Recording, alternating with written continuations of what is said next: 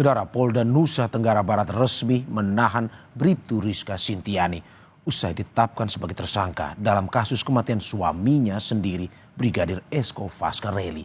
Keluarga korban meminta kasus ini diusut tuntas.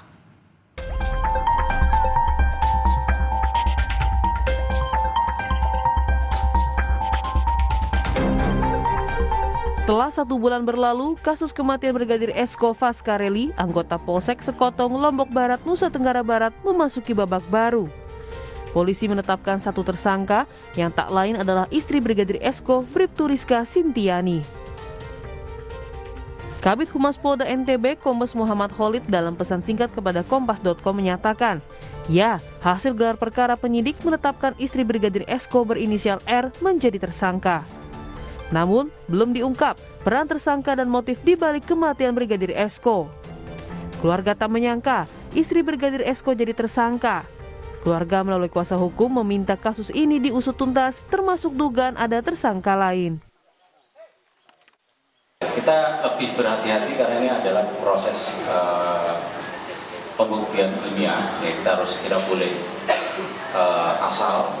Jadi kita harus memastikan alat buktinya juga jelas sehingga peristiwa menjadi terang benderang. Mungkin itu ya. Sebelumnya, polisi menyatakan penyidik sudah memeriksa 55 saksi dan membantah kasus ini berjalan lambat. Tidak ada permasalahan rumah tangga, tidak ada.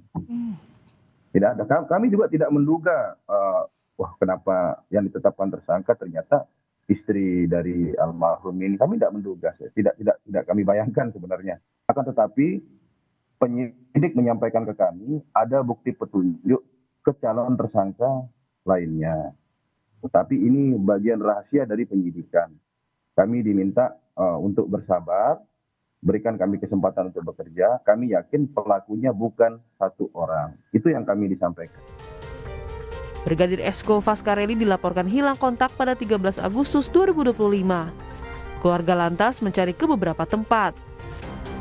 Minggu 24 Agustus 2025, Brigadir Esko ditemukan dalam kondisi tak bernyawa di perkebunan yang berjarak 50 meter dari rumahnya di Dusun Nyur Lembang, Lembar, Lombok Barat. Jasad korban langsung dibawa ke rumah sakit Bayangkara. Hasil otopsi mengungkap ada tanda kekerasan akibat benda tumpul di leher korban.